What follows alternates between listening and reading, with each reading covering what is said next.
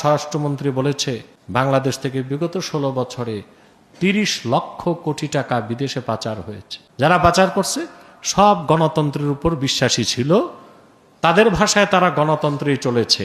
তারপর যারা এসেছে তারাও গণতন্ত্র, এখন যারা আছে তারাও গণতন্ত্র। জাতির ভাগ্যের তো পরিবর্তন হয় নাই। আল্লাহর বিধান ছাড়া, আহকামে শারঈয়া ছাড়া কোন রাষ্ট্র কল্যাণ রাষ্ট্র হতে পারে না, কোন জাতির মুক্তি নিশ্চিত হতে পারে না। আমার দেশে যারা পশ্চিমা রাজনীতি করে, তথাকথিত গণতন্ত্রের ধারক বাহক, এদের অধিকাংশই শরীয়তের বিধান বা আল্লাহ প্রদত্ত কোরআনী আইনকে বিশ্বাসী করে না। বর্তমান যুগে তারা এটাকে অচল মনে করে, যুগের সাথে তাল মিলবে না মনে করে। আল্লাহ তার হাবিব সাল্লাল্লাহু আলাইহি ওয়াসাল্লাম যে বিধান দিয়েছেন, কোরআন সুন্নাহর বিধানকে যারা অস্বীকার করবে তারা কি? এখানে কোনো ব্যাখ্যার সুযোগ নাই, ফতোয়া আল্লাহ দিবেন। ফাউলাইকা হুমুল কাফিরুন, তারা কি?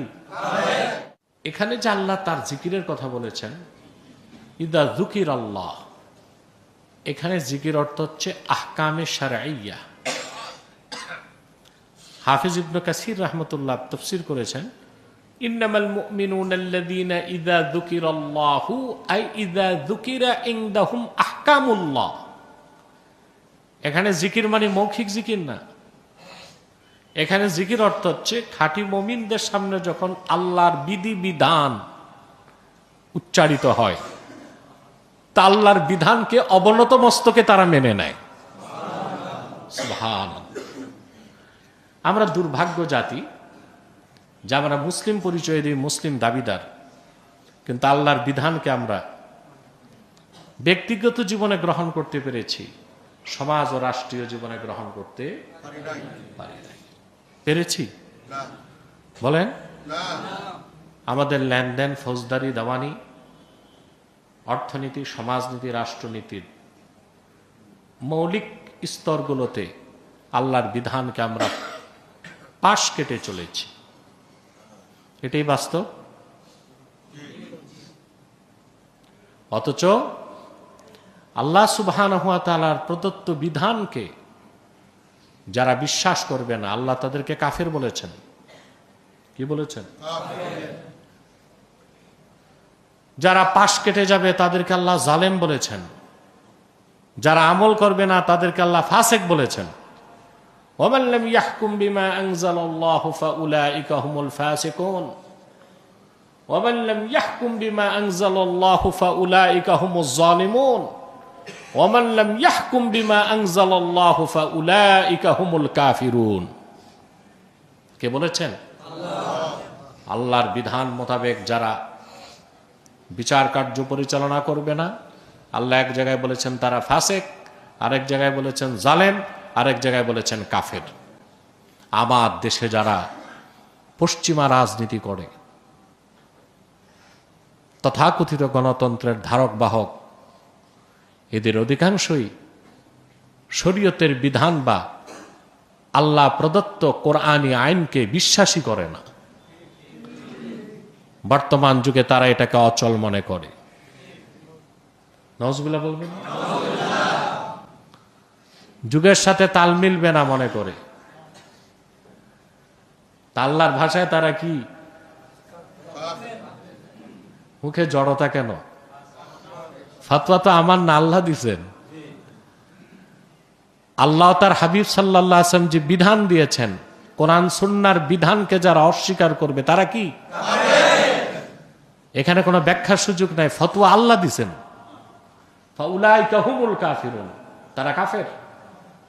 তারা কি? এই রাষ্ট্রের, এই সমাজের নিয়ন্ত্রণ যাদের হাতে, তাদের অধিকাংশই দুর্ভাগ্যজনকভাবে এই শ্রেণীর মানুষ। আর যারা আল্লাহর বিধানকে বিশ্বাস করে, তারা প্রাণান্তকর প্রচেষ্টা করে যাচ্ছে এই বিধান দিয়ে দেশ, সমাজ, রাষ্ট্রকে পরিচালনার। কাঙ্ক্ষিত লক্ষ্যে তারা আপাতত পৌঁছতে নাও পারে, কিন্তু পুরস্কার আল্লাহর পক্ষ থেকে পুরোপুরি পেয়ে যাবে, এটি কোনো সন্দেহ নেই। বান্দাকে আল্লাহ কি দিচ্ছেন? শুধু প্রচেষ্টা। আন লাইসা লিল ইনসানি ইল্লা মা সাআ, মানুষকে প্রচেষ্টা ছাড়া কিচ্ছু দেওয়া হয় নাই। মানুষের পক্ষ থেকে প্রচেষ্টা, সফলতা কার পক্ষ থেকে? আল্লাহর পক্ষ থেকে। বলেন সুবহানাল্লাহ। তাহলে আল্লাহর বিধানকে, এখানে জিকির মানে কি? আহকামুল্লাহ, আল্লাহর বিধান। সুবহানাল্লাহ। আল্লাহর বিধান সমূহকে যারা অবনত মস্তকে স্বীকার না করবে তারা কোনোদিন মুমিন বা মুসলিম হতে পারে না। আনফরচুনেটলি তারা কাফের বলেই গণ্য হবে। প্রিয় বন্ধুগণ, আল্লাহর বিধান কখনো অচল হয়? সূর্য আল্লাহর বিধান মানতেছে, কোনো ব্যত্যয় নাই। চাঁদ আল্লাহর বিধান মানতেছে, কোনো ব্যত্যয় নাই। জোয়ার ভাটা, বাতাসের প্রবাহ, তরুলতা, বৃক্ষলতা, নদী নালা, গ্রহ নক্ষত্র, নিহারিকা, গ্রহপুঞ্জ, গ্যালাক্সি সবকিছুই তো তার বিধান মানছে। অতএব মানুষ যদি ওনার বিধান মানে, মানুষ সবচেয়ে ভালো থাকবে, সবচেয়ে। বাংলাদেশে ইসলামী শরিয়ার বিরুদ্ধে প্রচারগুলো করে বুদ্ধিজীবীরা। কারা? এদের তো কাজকর্ম নাই। মাছ বিক্রি করে খায়, তারে কি বলে? মৎস্যজীবী। কৃষিকাজ করে যে চলে, বুদ্ধি বেচে যে চলে, এগুলো যে টক শোতে যায়, এদের কাজ আছে নাকি? আমাকে কত চ্যানেল, টিভি চ্যানেল ডাকে 10 মিনিট সময় দিতে, আমার এই টাইম নেই। আমি বলছি যেতে 4 ঘন্টা, আসতে 4 ঘন্টা, 8 ঘন্টা টাইম কই আমার? কথা বলে। প্রয়োজনে তোমরা স্টুডিও নিয়ে আসো। মাঝে মধ্যে আসে, আর সবসময় তো আসতেও পারে না। এই যে বুদ্ধিজীবীগুলো প্রতি রাতে 3টা করে টক শো করে, ওদের কাজটা কি? 1 কাপ কফি 2000 টাকা, 3টা টক শো করলো 6000 টাকা। টক শোতে যখন বসে মনে হয় এক একজন বিদ্যাসাগর। এমন কোনো সাবজেক্ট নেই জানে না। ইসলাম, দর্শন, ইতিহাস, বিজ্ঞান, ভূগোল, পদার্থ, রসায়ন, নৃতত্ত্ব, ভূতত্ত্ব, মহাকাশ বিজ্ঞান সব জানে। কিছুই জানে না, জানে না যে তাও জানে না।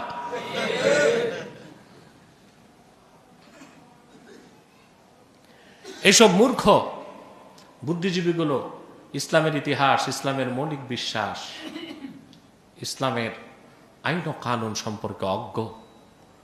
তারা সবকিছু সমাধান চায় গণতন্ত্রে।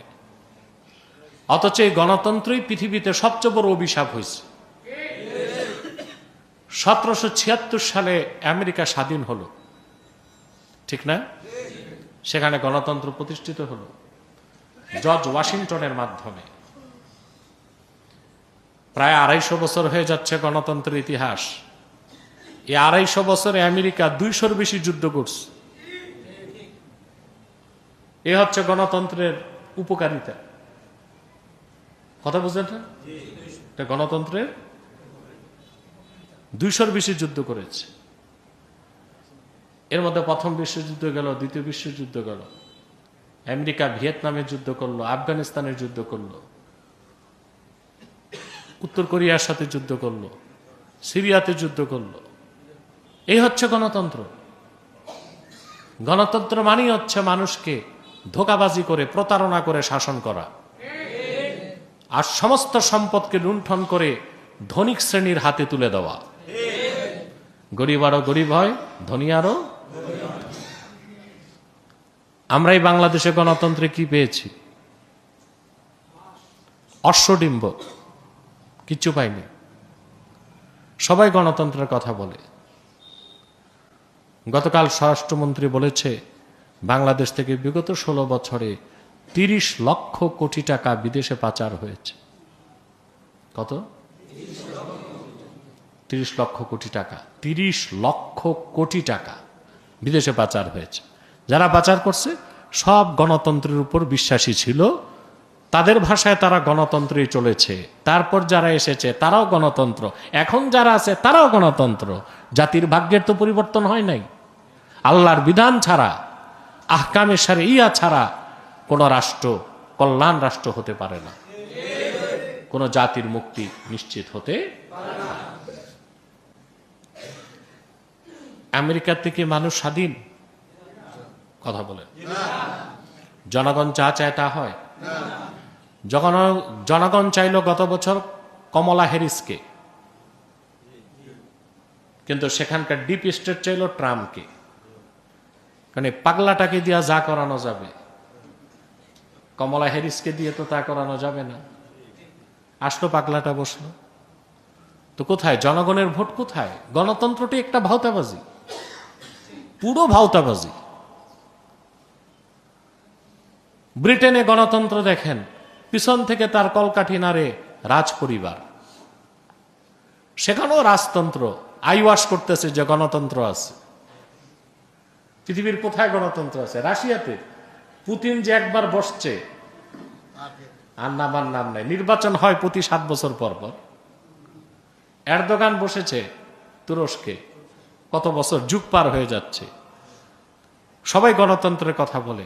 গণতন্ত্রটাই একটা ভাওতাবাজি, মূর্খদের শাসন, মানুষকে শোষণের হাতিয়ার। আল্লাহর বিধান ছাড়া মানব জাতির মুক্তির কোনো ব্যবস্থা থাকতে পারে না। এই বিশ্বাস যার থাকবে না, সে মুসলিম হতে পারে না। আল্লাহর বিধান দিয়ে দেশ চলবে, আমরা করতে পারি না, এটা আমাদের ব্যর্থতা। কিন্তু আমাদের ন্যারেটিভ, আমাদের বয়ান থেকে সরতে পারবো? বয়ান থেকে সরা যাবে না। আদর্শের উপর অটল এবং অবিচল থাকতে হবে। ফলাফল কবে আসবে তা তো আমি জানি না। আপনারা জানেন, সেলজুকরা যখন বিশ্ব শাসন করেছে, সালতানাতে সালজুকিয়া, সে সময় পশ্চিমা খ্রিস্টানরা ক্রুসেড যুদ্ধের নামে বাইতুল মুকাদ্দাস হামলা করেছে। বুঝতে পারছেন? প্রতিহত করছে সেলজুকরা, সফল হয় নাই। প্রথম হামলার পরই খ্রিস্টানরা 60,000 মুসলমানকে শহীদ করছে। এই যুদ্ধ চলেছে 212 বছর। কত বছর? 212 বছর। শুরু করলো সেলজুকরা, আর বিজয় আসলো সালাউদ্দিন আইয়ুবী রহমতুল্লাহর মাধ্যমে। 212 বছর পরে মুসলমান বাইতুল মুকাদ্দাসকে বিজয় করার ফসল তাদের ঘরে তুলেছে। খেলাফতে ওসমানিয়া কোরআন সুন্নাহর বিধানে বিশ্ব শাসন করেছে। তার অবসান ঘটেছে 1917 সালে।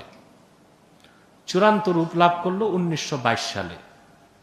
মাত্র 100 বছর হয়েছে। আমরা কেন ইসলামী খেলাফা ও ইসলামী শাসন ব্যবস্থা থেকে মুখ ফিরিয়ে পশ্চিমাদের মতাদর্শ গ্রহণ করব? মাত্র তো 100 বছর হয়েছে। আরো 100 বছর আমরা সাধনা করে যাব। আমাদের পরবর্তী প্রজন্ম প্রত্যেকটি মুসলিম ভূখণ্ডে ইসলামের ঝান্ডা উড্ডীন করবে। আমাদের কাজ প্রচেষ্টা।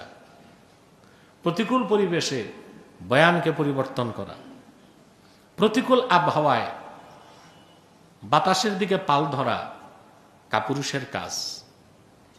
প্রতিকূল নদীর প্রতিকূল স্রোতকে যারা অতিক্রম করতে পারে, সূচ্য পাহাড়ের চূড়াকে যারা ডিঙ্গাতে পারে, ধূসর মরুভূমি যারা পার হতে পারে দুঃসাহসিকভাবে, তারাই বীর পুরুষ। মুসলিম মানি সুপুরুষ, বীর পুরুষ। অবিশ্বাসী কাফের মানি কাপুরুষ। আসলে তো তারা কাপুরুষ। সম্মুখ যুদ্ধে মুসলমানদের সাথে পেরেছে তারা? বলেন। যত জায়গায় গিয়েছে ধোঁকাবাজি করছে। ইংরেজরা যে ঢুকলো উপমহাদেশে 1757 সালে, পলাশির প্রান্তরে যুদ্ধ হলো। সাহসিকতার সাথে ইংরেজরা যেতে পারে নাই। মীর জাফর আলী খানকে দালাল বানাইছে, প্রতারণা করে সিরাজউদ্দৌলার বিরোধিতা করে যুদ্ধে জয়লাভ করছে। অমুসলিমদের যুদ্ধের ইতিহাস কলঙ্কিত। এটা কি কলঙ্কিত? সেখানে কলঙ্ক ছাড়া আর কিছু নাই, ধোঁকাবাজি ছাড়া কিছু নাই। প্রিয় ভাইরা, সেজন্য আল্লাহ তাআলা বলেন, ইন্নামাল মুমিনুনা আল্লাযীনা ইযা যুকিরাল্লাহু ওয়াজিলাত কুলুবুহুম। প্রকৃত মুমিন তারাই যখন তাদের সামনে আল্লাহর বিধান উচ্চারিত হয়, আল্লাহর বিধানকে মানার জন্য তাদের অন্তরসমূহ প্রশস্ত হয়ে যায়, নরম হয়ে যায়, প্রস্তুত হয়ে যায় আল্লাহর বিধানকে গ্রহণ করতে।